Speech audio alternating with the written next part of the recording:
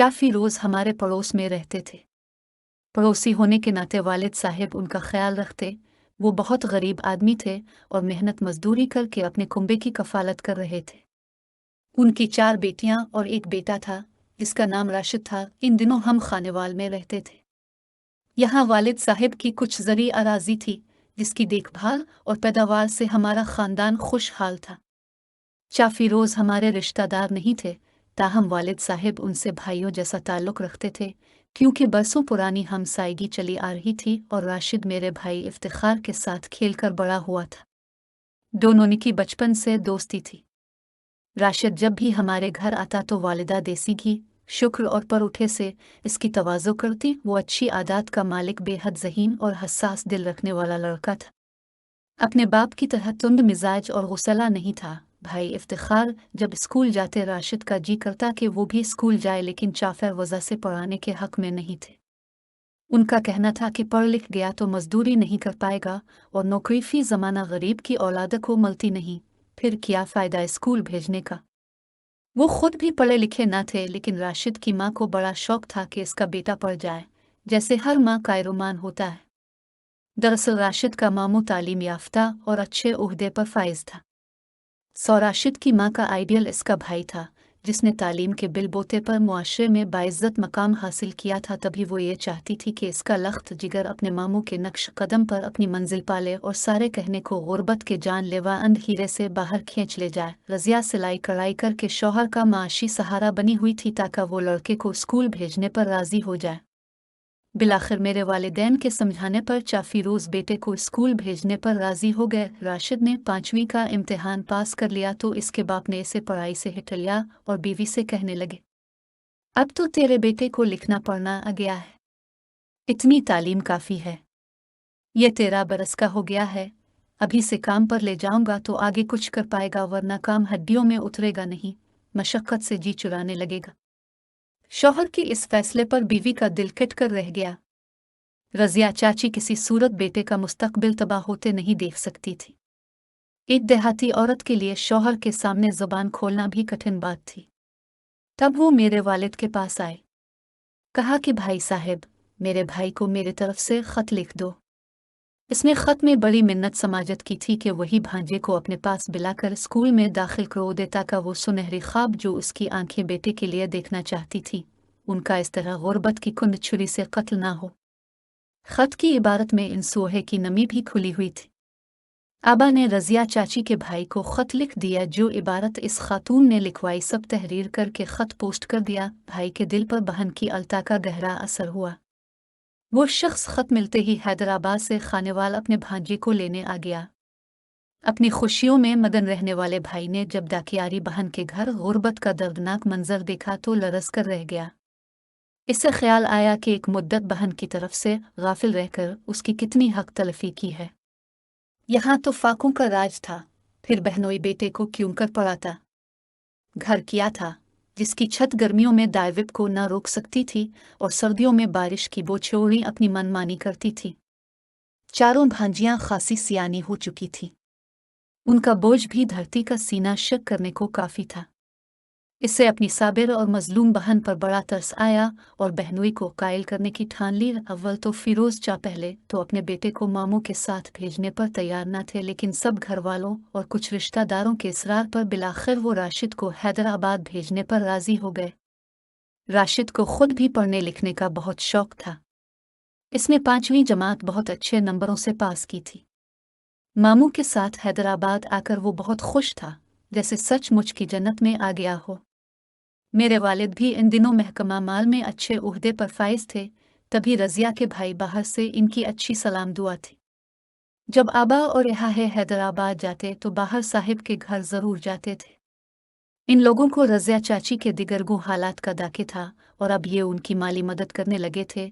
फिरोज चा गरीब ज़रूर थे, मगर कभी अपनी गुर्बत का ढूंढवर उन्हें पीटते थे। माली मुश्किलात के बावजूद खासे खुद सर और खुददार थे। वो कभी बाहर अंकल के दर पर नहीं गए, न ही उनसे किसी किस्म का राबता रखते थे। फिरोज चा की ऐसी ही सरिश्त थी कि वो अपने से बेहतर माली पोजीशन वाले रिश्तेदारों से घुलते मिलते न थे, बल्कि उनके दर पर जाने में आबंत महसूस करते थे। राशिद की मुमानी बहुत अच्छी खातून थी।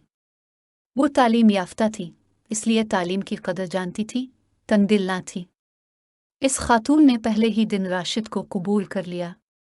इससे मामू के घर कोई तकलीफ ना थी, मुमानी इसकी हर ज़रूरत का ख्याल रखती थी।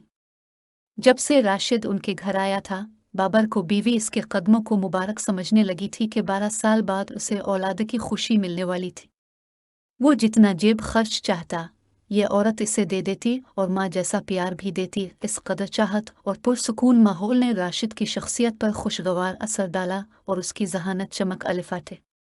अब वो क्लास का सबसे अच्छा तालिब इल्म था। हर इम्तिहान में पोजीशन लेता, खेलों में भी आगे आगे रहता था। इसकी मेहनत और जहानत से हर उस्ताद खुश था। वो हर एक का चहीता बन चुका था। अब वो गुर्बत की जिल्लत में नहीं, एक खुशहाल घराने में जी रहा था। गाड़ी में स्कूल आता जाता, नौकर उसकी खिदमत पर मामूर था। लिहाजा खुद एतमादी की दौलत से मालामाल हो गया था। हंसमुख और खुश मिजाज था। सिर्फ एक बात थी कि जब भी स्कूल में कोई दोस्त राशिद से इसके वालिद के बारे सवाल करता तो वो आदास हो जाता और बात को टाल जाता। यूं वक्त गुजरता रहा और उसने 8वीं जमात पास कर ली। इफ्तिखार भाई ने आर्ट्स के मज़ामीन ले लिए थे, जबकि राशिद ने अपने लिए साइंस को चुना। इस दौरान चंद दिन की छुट्टियों पर खानेवाल आया और जल्द लूट गया। उसे डर था कि इसके वालिद रोक ना लें और तालीम का सिलसिला टूट जाए। मैट्रिक के इम्तिहान में राशिद ने फर्स्ट पोजीशन ली। इस दौरान उसकी माँ बेटे से मिलने कई बार हैदराबाद गई, मगर राशिद एक बार भी घर ना आया। छुट्टियों में इसके मामू कहते कि अपने बाबा से मिलो, मगर वो इनकार कर देता और टाल मटोल से काम लेता। माँ सबसे वापस लूट जाती कि इसको तो बेटे की खुशी और उसका मुस्तकबिल अजीज था। कॉलेज में वो हॉकी का बेहतरीन खिलाड़ी मुंतखब हुआ तो इसका मिजाज कुछ बदल गया। अब वो बड़े बड़े अमीरों के लड़कों से दोस्ती रखता था। रहन सहन शक्ल व सूरत से वो किसी अमीर ज़ादे से कम ना था। मामू के पास पैसे की कमी ना थी। वो इसकी जेब में रकम डाले रहते ताकि वो कॉलेज में ज़्यादा बाएतिमाद और सोशल रहे। उन्हीं दिनों मेरे वालिद का एक्सीडेंट हो गया। इफ्तिखार को तालीम छोड़कर घर संभालना पड़ गया। उसने अपने चचाजाद के साथ कारोबार में शिरकत की और उधर मसरूफ हो गया कि राशिद से भी मिलने न जा सका। एक रोज़ भाई को कारोबार के सिलसिले में हैदराबाद जाना पर उन तब वो राशिद के मामू के घर गया। पता चला कि कॉलेज ट्रिप पर गया है। एक क्लास फेलो से भाई ने मुलाकात की तो उसने बताया कि राशिद तो एक माह से कॉलेज से गायब है। एक माह बाद कॉलेज वालों ने इसके मामू से राब्ता किया। मामू ने कह दिया कि वो बीमार है और खानेवाल गया हुआ है, लेकिन किस्सा कुछ और था। दरअसल ये लड़का राशिद से कुदूरत रखता था। किस्सा यूं था कि कॉलेज का एक लड़का अबरार, जिसके अजीज खानेवाल में थे और उसके इन अजीजों का घर भी हमारे महल्ले में था। जब ये लड़का अजीजों के वहां आया तो चा फिरोज इससे जाकर मिले और बेटे के बारे दरियाफ्त किया। ये भी कहा कि वो छुट्टियों में भी घर नहीं आया। क्या बहुत पढ़ रहा है या पढ़ाई से पहले ही बड़ा आदमी बन गया है? मुझसे तो पहले ही दावरी रखता था। मामू के घर जाकर हाथ से ही निकल गया है। फिरोज चचा की ऐसी बातें सुन कर इस लड़के को शमनी निकालने का मौका मिला। वो भी हॉकी का खिलाड़ी था, मगर अच्छा न खेलने की वजह से इसे टीम से अलग कर दिया गया था। तब से इसके दिल में राशिद के लिए हसद पैदा हो गया था। अब जो मौका मिला तो फिरोज जाके खूब कान भरे कि आपका लड़का पढ़ाई नहीं, ऐश कर रहा है। मामू का किया है, उनका अपना बेटा तो है नहीं जो राशिद का जी चाहे करे। आजकल आपका लड़का खेलों में अव्वल आ रहा है। बड़ा अच्छा खिलाड़ी है, मगर पढ़ाई का कुछ पता नहीं है। चानीम रोज खुद पढ़े लिखे थे नहीं, खेल काए कर गुस्से में भुना गए कि मैं यहाँ अकेला मेहनत मजदूरी कर रहा हूँ और वो वहाँ खिलाड़ी बना हुआ है। अगले दिन फिरोज चा हैदराबाद रवाना हो गए और राशिद से कहा कि घर चुल्लू, बहुत खिलाड़ी बन लिए और बड़े ऐश कर लिए। मैं वहाँ तन्हा मजदूरियाँ कर रहा हूँ और तेरी बहनों के हाथ पीले करने की फिक्र में घुला जा रहा हूँ, और तो यहाँ मछरे उड़ा रहा है। ना मेरी ज़ईफ़ी का ख्याल और ना इज्जत का, मुफ्त की चपड़ियाँ जो मिल रही हैं। बहनोई ने बहुत समझाया, मगर वो ना माना। जब बाबर अंकल ने ज़्यादा इसरार किया कि लड़के को पढ़ाई से मत निकालो, इसे पढ़ने दो, तो चा और बिफर गए कि तुम ही हो जो इसको इतने रुपए जेब खर्च के देकर ख़राब कर रहे हो। ये मेरे बुढ़ापे का सहारा है। औलाद नरीना की इसलिए ख्वाहिश न की थी कि यहाँ पढ़ने के बहाने खेले और तुम लोग मुझे बेवकूफ़ बनाते रहो। इतनी बातें सुनाई कि अंकल बाबर भी गुस्से में आ गए और कहा कि ठीक है, ले जाओ अपने लड़के को, मैंने इसकी कमाई नहीं खानी। अगर पढ़ लिख कर कुछ बन जाता तो तुम ही कमाई खाते। मैंने तो अपनी बहन की खातिर इसे रखा और पढ़ा रहा था। तुमको नहीं मंजूर ना सही, बाप बेटे को जबरदस्ती घर ले आया। यहाँ मसाइल भरे घर में राशिद सख्त नालिफामियदी का शिकार हो गया। बाप का डंडा के कमाओगे तो क्योंगे, मैं अब मजदूरी करके थक गया हूँ। तुम्हारी बहनों का जहेज बनाना है और शादी के अखराजात भी पूरे करने हैं। राशिद बहुत आजुर्दा था। वो तो दिल लगाकर पढ़ रहा था, अब मुलाजमत के लिए धक्के खाने पड़ गए, मगर जगह जगह नाकामी का मुंह देखना पड़ा। मुलाजमत ना मिली, उधर मामू ने नाराज होकर साथ छोड़ दिया। फिरोज चा की उखड़ मिजाजी के बायस उनके ताल्लुकात दूसरे अजीजों से भी अच्छे नहीं थे जो उसकी मदद करते। बहरहाल उन्होंने कहीं ना कहीं से कर्ज लेकर उसको किराना की दुकान खोल दी। वो तालीम छोड़कर किराना की दुकान पर तो बैठ गया, मगर बहुत उदास और बुझा बुझा रहने लगा। यहाँ पर गुर्बत, मायूसी और ताने मिले और वो इंजीनियर बनने के ख्वाब देख रहा था। माहौल का तजाद और बाप की सख्ती को सह ना सकता था। बाप ने दुकान खोल कर दे दी और ये भी कह दिया कि तुम कमाओ, हम खाएंगे। बहुत तुमने ऐश कर लिए, ऐसी पढ़ाई के 2 टके की नौकरी तक ना मिली, किस काम की है। वो जो गुर्बत के दिन भला चुका था, 8-10 साल सुकून और आराम के मामू के घर गुजार आया था, जहाँ गम था और ना फकराते का जहन्नम था। अचानक इस उफ्ताद से बौखला गया।